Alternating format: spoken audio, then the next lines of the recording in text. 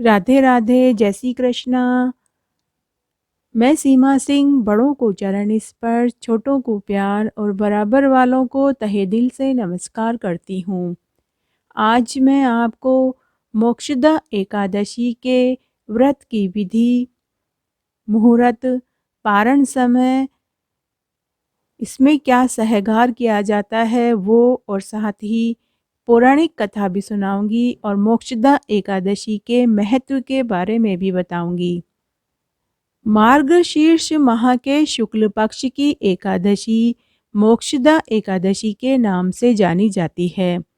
इस दिन श्री दामोदर भगवान की पूजा धूप, दीप, नैवेद्य आदि से भक्ति पूर्वक करनी चाहिए। मोक्षदा एकादशी का व्रत करने से मनुष्य के सभी पाप नष्ट हो जाते हैं। इस व्रत के प्रभाव से पितरों को भी मुक्ति मिलती है। माना जाता है कि यह व्रत मनुष्य के मृतक पूर्वजों के लिए स्वर्ग के द्वार खोलने में मदद करता है। मोक्ष की इच्छा रखने वाले सभी व्यक्तियों को इस एकादशी का व्रत अवश्य करना चाहिए। इस दिन भगवान श्री कृष्ण के मुख से पवित्र श्रीमद् भगवद गीता का जन्म हुआ था, इसलिए इस दिन गीता जयंती भी मनाई जाती है। मोक्षदा एकादशी को मोक्षदायिनी एकादशी कहा जाता है। मोक्षदायिनी एकादशी मार्गशीर्ष महीने के शुक्ल पक्ष की एकादशी के दिन मनाई जाती है। मोक्षदा एकादशी को मोक्षदायिनी एकादशी इसलिए कहा जाता है क्योंकि इस दिन जो व्रत करता है उसी के पाप नष्ट नहीं होते, बल्कि उनके पितरों को भी मोक्ष मिलता है।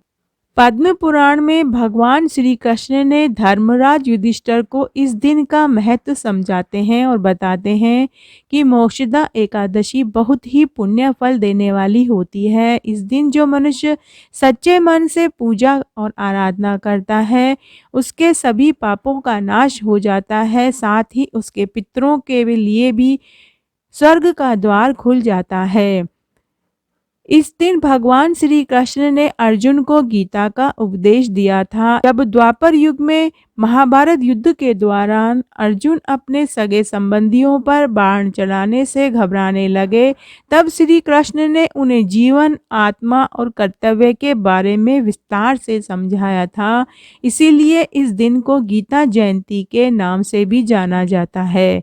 इस साल मोक्षदा एकादशी 25 दिसंबर शुक्रवार के दिन आएगी। भगवान श्री कृष्ण ने धर्मराज युधिष्ठिर को भी मोक्षदायिनी एकादशी के महत्व को बताया था। भगवान श्री कृष्ण ने कहा कि यह एकादशी बहुत ही पुण्य फल देने वाली है। सच्चे मन से अगर कोई इस एकादशी को करता है तो उसके सभी कष्ट दूर हो जाते हैं, उसकी सभी मनोकामनाएं पूरी होती है। श्री कृष्ण ने अर्जुन को गीता का उपदेश भी इसी दिन दिया था। इस दिन श्रीमद् गीता के 11वें अध्याय को पढ़ना या सुनना चाहिए। मोक्षदा एकादशी के व्रत का मुहूर्त। एकादशी तिथि प्रारंभ होएगी 24 दिसंबर की रात 11:17 से। एकादशी तिथि समाप्त है 25 दिसंबर की रात 1:54 तक। पारण का समय है 26 दिसंबर को 8:30 बजे से 9:30 बजे तक और हरिवासर समाप्ति का समय है 8:30 बजे। एकादशी व्रत की सबसे महत्वपूर्ण और विशेष बात यह भी है कि इस एकादशी को करने से मनुष्य के समस्त पाप नष्ट हो जाते हैं, सभी मनोकामनाएं पूरी होती है और सुख समृद्धि प्राप्त होती है। व्रत से एक दिन पहले दशमी तिथि को दोपहर में एक बार भोजन करना चाहिए। मोक्षदा एकादशी व्रत की पूजा विधि। इस दिन सुबह उठकर स्नान करने के बाद स्वच्छ वस्त्र धारण करें। भगवान श्री कृष्ण का स्मरण करते हुए पूरे घर में गंगा जल छिड़कें। पूजन सामग्री में तुलसी की मंजरी, धूप, दीप, नैवेद्य, फल, फूल, रोली, कुमकुम, चंदन, अक्षत और पंचामृत रखें। विघ्नहर्ता भगवान गणेश, भगवान श्री कृष्ण और महर्षि वेदव्यास की मूर्ति या तस्वीर को सामने रखें और श्रीमद् भगवत गीता को जरूर पढ़ें। हो सके तो इस दिन श्रीमद् भगवत गीता के 11वें अध्याय को जरूर पढ़ें या फिर सुने। उसके बाद भगवान विष्णु भगवान को गंगा जल से स्नान करवाएं। भगवान को चंदन अक्षत आदि अर्पित करें। पीले फूलों से भगवान का श्रृंगार करें। मोक्षदा एकादशी के दिन सबसे पहले भगवान गणेश की आरती करनी चाहिए। उसके बाद विष्णु और लक्ष्मी जी की आरती करनी चाहिए। भगवान विष्णु को धूप दीप दिखाकर अक्षत लगाएं। पूजा पाठ करने के बाद व्रत की कथा सुने, आरती करें, प्रसाद को बांटें और ब्रह्मचर्य का पालन करें। व्रत के दौरान मन शांत रखें, क्रोध न करें, किसी को अपशब्द न कहें। शाम के समय दीपक आरती करें, भजन कीर्तन करें और रात्रि जागरण में समय व्यतीत करें। मोक्षदा एकादशी के दिन बिल्व पत्र और बादाम और गुड़ का सहगार बताया गया है।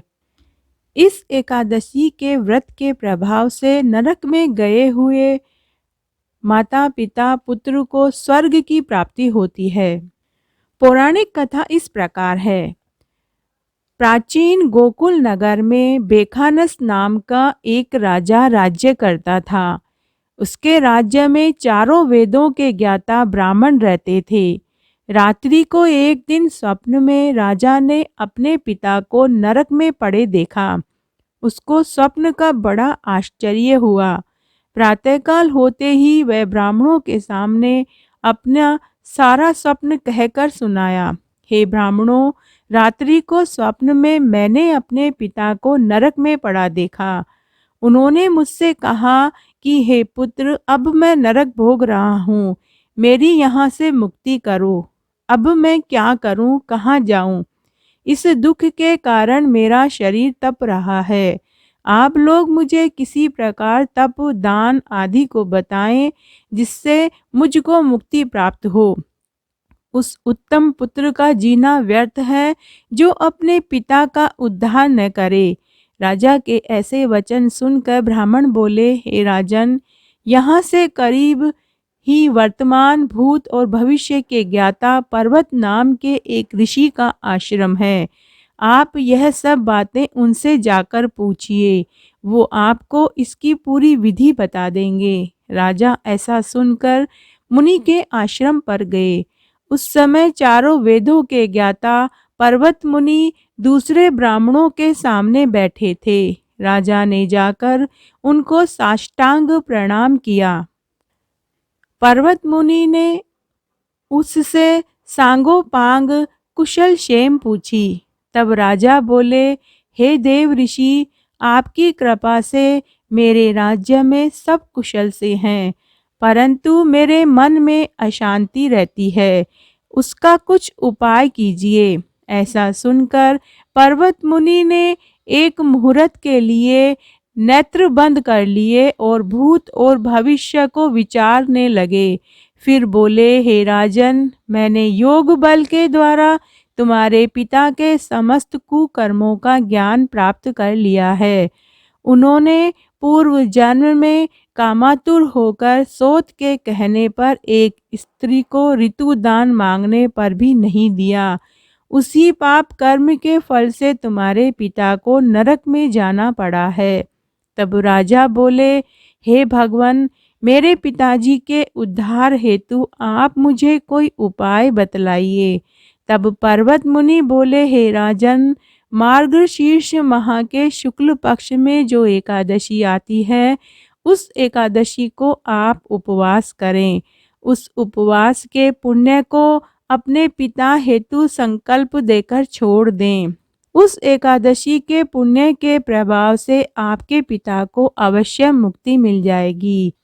तब राजा मुनि के वचनों को सुनकर अपने महल में आए और कुटुंब सहित मोक्षदा एकादशी का उपवास किया। उस उपवास के पुण्य को राजा ने अपने पिता को संकल्प देकर छोड़ दिया। उस पुण्य के प्रभाव से राजा के पिता को मुक्ति मिली और स्वर्ग में जाते हुए वे अपने पुत्र से बोले, हे पुत्र, तेरा कल्याण हो, ऐसा कहकर वे स्वर्ग को चले गए। मार्गशीर्ष माह के शुक्ल पक्ष की मोक्षदा एकादशी का जो व्रत करते हैं, उनके समस्त पाप नष्ट हो जाते हैं और अंत में स्वर्ग लोक को प्राप्त होते हैं। इस व्रत से बढ़कर मोक्ष देने वाला दूसरा कोई भी व्रत नहीं है। इस कथा को सुनने और पढ़ने से वाजपेयी यज्ञ का फल मिलता है। कथा का सार यह है कि यह कथा पिता के प्रति भक्ति और दूसरों के लिए पुण्य अर्पित करने की अनुपम गाथा है। इस एकादशी का व्रत केवल व्रत करने वाले प्राणी का ही नहीं बल्कि उनके पितरों का भी भला करता है। पहले किसी सगे सहोदर मित्र बंधु को भी इस व्रत का फल अर्पण करने से उसके भी पापों के क्लेशों का नाश हो जाता है। जो साधक माता पिता में ईश्वर को देखते हैं, भगवान विष्णु की असीम अनुकंपा से उनकी समस्त कामनाओं की सिद्धि होती है। तो आज मैंने आपको मोक्षदा एकादशी के व्रत की विधि, पारण समय, मुहूर्त, महत्व और पौराणिक कथा सुनाई। अगर आपको यह अच्छी लगे तो कमेंट बॉक्स में ओम गोविंदाय नमः जरूर लिखें। और अगर आपको कोई कथा कहानी सुननी है तो आप मुझे कमेंट बॉक्स में लिख कर कह सकते हैं। मैं आपके द्वारा बताई गई सभी कथा और कहानी जरूर सुनाऊंगी। धन्यवाद।